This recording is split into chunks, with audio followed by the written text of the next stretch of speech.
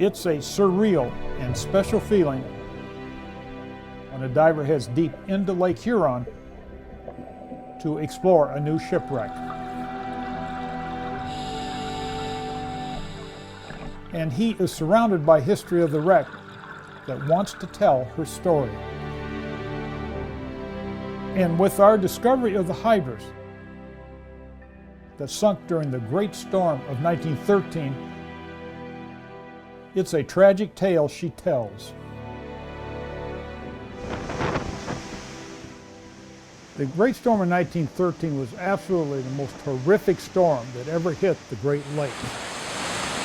There were giant waves, 35 foot high, 70, 80 mile an hour winds, and the losses of almost 270 seamen, and caused the demise of 12 ships. One of those was the Hydrus.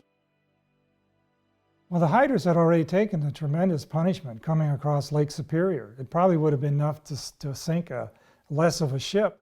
And they thought if they had gone through what Lake Superior had to offer, they probably would be okay going through Lake Huron. And you have to remember, they had no instruments. The only thing they had was a barometer. So to the best of their knowledge, the storm had abated. They decided to make a run for it down Lake Huron. And that's when they ran into the worst of it.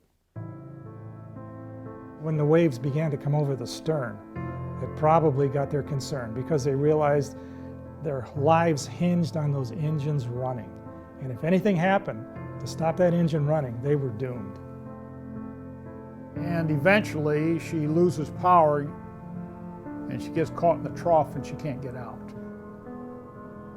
They didn't know that these conditions were going to last for hours. And during that period of time, we find that somehow portions of the crew actually managed to escape in the lifeboat. Lifeboats in this day were an absolute last resort. They were probably the most ill-suited vehicles ever used to save life. Can you imagine doing it with 70-mile-an-hour winds, a coating of ice on everything, and 40-foot waves? Well, you know, when they finally did find one of the lifeboats from the Hydrus, it was washed ashore on the Canadian side. It had 5 occupants in it. 2 of those people were Colonel and Leslie Christie of Marine City. That must have been devastating to the family to have 2 brothers roughly the same age die in the same shipwreck under the same circumstances. The fact that they were found frozen to death sitting upright in the boat is it's just an incredible story. The day that we discovered the Hydrus started out like hundreds of others. And we take the side scan sonar, we place it over the side and send it out behind the boat 500-600 feet so that it's able to send out sound patterns to come back and image on the LCD screen. No shit. Oh, God, right up here. God, yeah, 5 years! And it even popped over on the other side. Look at that. Look at the size of that. Now slide over. Yeah, there we go. Is that a shipwreck? Oh, that's a big freighter. Fucking mackerel, that's a big freighter.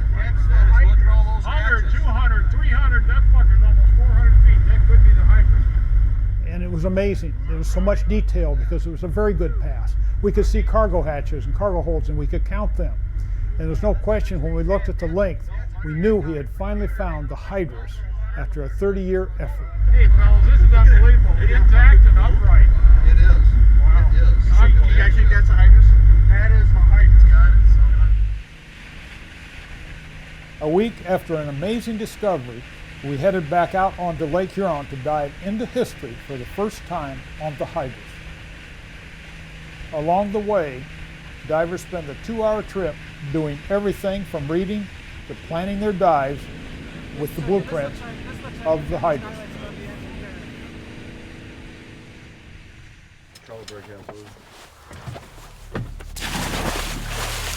Once over the site, Okay.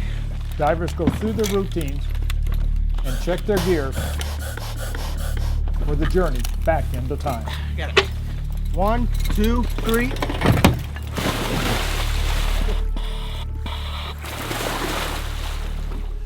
There we are recording. Many divers use scooters to explore the wreck. They only spend 20 minutes on the bottom before having to slowly decompress on their way back to the surface.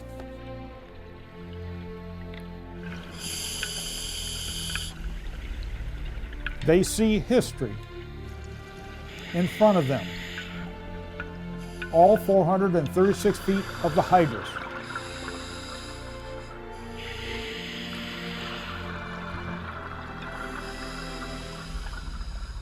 And yet, it's also an underwater grave for sailors.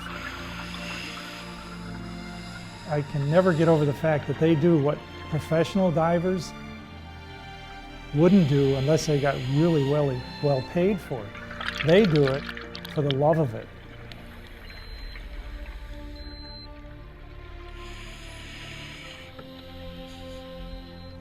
They're seeing history being developed right in front of their eyes.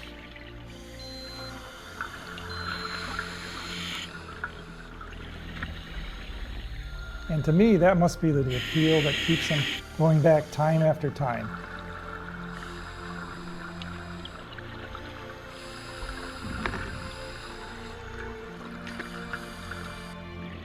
I can understand the draw of finding something that no one has ever seen before, but why they're so willing to go back and do it week after week after week,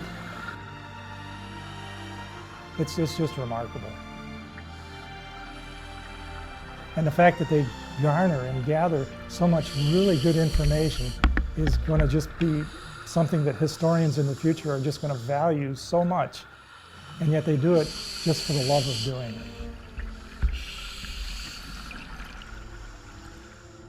These shipwrecks tell a story. They open up the history of the Great Lakes. They open up the history of Michigan. You know, if you have to really say what makes you do this, I don't think you can. It's just an interest that's in you, and you can't change. We have to have the official pose. We gotta have the official pose. Can we get one shot with the official pose? We planned it for 30, but we were having a good time down there, so we left them. Don't we need a beer for this?